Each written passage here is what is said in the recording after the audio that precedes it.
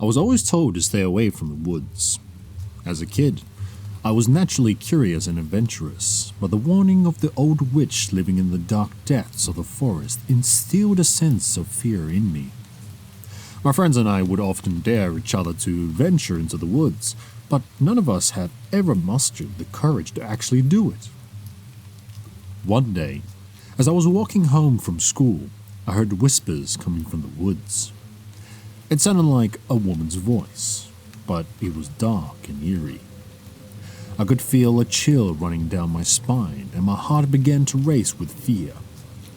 I tried to brush it off as my imagination, but I couldn't shake off the feeling of being watched.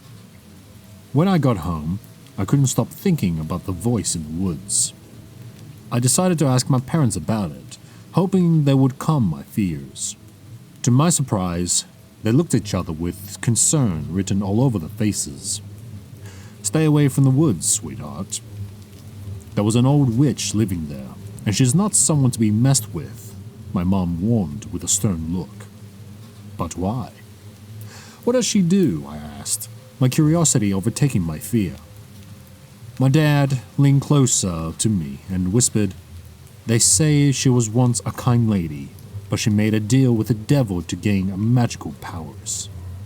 Now she roams the woods, looking for innocent children to lure in and take their souls." I shuddered at the thought of a witch living not too far from my house. I knew I should heed my parents' warning, but my curiosity was too strong. I had to see for myself if the witch truly existed.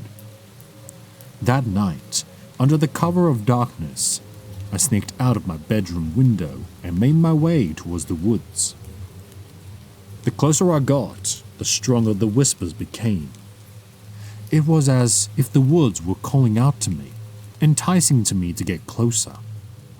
As I entered the woods, the atmosphere changed. The air became thick and heavy, and the once peaceful trees now seemed to loom over me with a menacing presence. But I couldn't turn back, not when I was so close to solving the mystery of the witch. I followed the whispers, trying to figure out where they were coming from.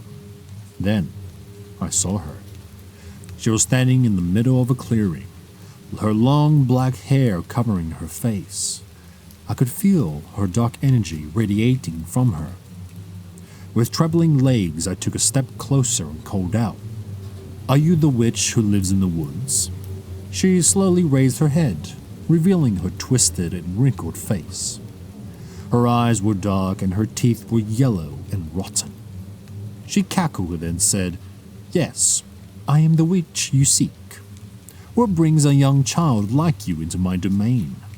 I swallowed hard, trying to muster my courage. I wanted to know if the stories about you were true. She cackled and replied, "Oh, my dear, the stories are much worse than the reality. But if you're looking for horror, I can show you." With a flick of her hand, the trees surrounding us began to move, their branches twisting and contorting towards us. I screamed and ran away as fast as I could, the witch's cackles echoing behind me. I didn't stop running until I reached the safety of my home. I was panting and sweating, my heart beating in my chest. My parents scolded me for sneaking out and warned me to never go near the woods again.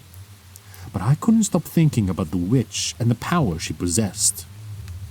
The next day, I mustered up the courage to go back into the woods. This time, I was prepared. I brought a pocket knife just in case. As I made my way through the woods, I couldn't find the clearing where I had encountered the witch. I started to think that maybe it was just all a bad dream. But then I heard the whispers again. This time they were calling my name. I followed the sound until I found myself face to face with the witch. "Back so soon, my dear," she cackled, her voice sending chills down my spine. I took a step back, feeling my pocket knife in my pocket for reassurance. "I'm not afraid of you," I said, with more confidence than I actually felt. The witch let out a cackle and replied, "Is that so? Well, let's see if you can survive my little game." She waved her hand and the trees around us began to move, the branches reaching for me. I quickly pulled out my pocket knife and started slashing at the branches, trying to break free. But they kept coming, and soon I was completely surrounded by the twisted and contorted trees. The witch watched with amusement as I struggled to escape. Just when I thought it was all over, she appeared in front of me and whispered, "You are strong, my dear. I think I will let you live for now." With a flick of her hand, the trees retreated when I was free. I ran as I could, no looking back until I reached the safety of my house. From that day on, I stayed away from the woods. I realized that the witch was not to be taken lightly and her powers were not to be trifled with. But I couldn't help but wonder, what if I hadn't escaped from her game? Would I have become another victim, lost in the depths of the woods? I learned my lesson. The woods were not a place to be explored, and the witch that lived there was not just a scary story. She was a real danger that I was lucky to escape from.